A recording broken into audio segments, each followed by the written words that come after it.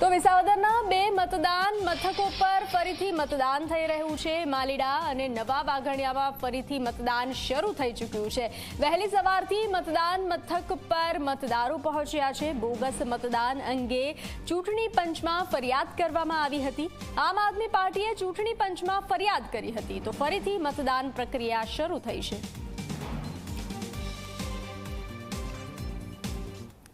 सीतासी विधानसभा विसावदरनी गत 19 तारीखे जे पेटा चूंटणी छे तेनुं मतदान थयुं छे। त्यारे वात करीए तो आम आदमी पार्टी द्वारा आक्षेपो करवामां आव्या छे।